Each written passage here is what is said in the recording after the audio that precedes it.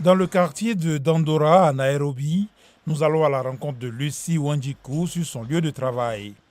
Wanjiku raconte qu'elle a senti sa vie voler en éclats il y a 13 ans, lorsque, adolescente et mère de famille fraîchement sortie du lycée, elle a été testée positive au VIH. Tragiquement, son enfant est mort 2 semaines plus tard. Malgré cette perte dévastatrice, Wanjiku a recollé les morceaux de sa vie et des années plus tard les a utilisés pour créer Positive Young Women Voices. Cette organisation communautaire défend et soutient les filles et les jeunes femmes touchées par le VIH dans le bidonville où elle a grandi. Nous voudrions avant tout que les personnes vivant avec le VIH se valorisent et restent sous traitement, qu'elles vivent pleinement leur vie. Ne vous servez pas de cette situation comme une excuse pour ne pas réaliser vos rêves ou atteindre vos objectifs. Depuis la découverte du premier cas de VIH au Kenya, il y a 40 ans, le pays a fait des progrès considérables dans l'amélioration de la prise en charge du sida.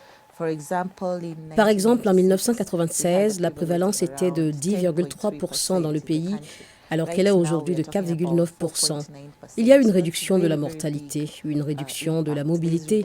Nous ne sommes donc plus à l'époque où l'on voyait une personne maigre, émaciée, et où l'on se disait que c'était le VIH-Sida.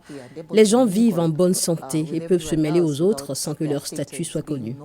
Sur les 1,4 million de personnes vivant avec le VIH au Kenya, 1,1 million suivent une thérapie antirétrovirale et 73% d'entre elles parviennent à une suppression virale, selon les données du ministère de la Santé du pays.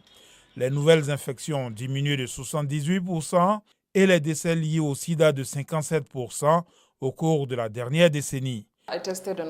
J'ai fait le test lorsque j'étais enceinte de 2 mois et je ne l'ai plus jamais refait. Mais maintenant, à chaque visite à la clinique en tant que femme enceinte ou mère, vous devez vous faire dépister. Cela semble inutile, mais c'est vraiment utile. Cela peut vraiment aider. Et même lorsque vous êtes sur le point d'accoucher, vous êtes toujours testé. Le thème 2023 de la Journée mondiale du sida, célébré le 1er décembre de chaque année, est Let Communities Lead.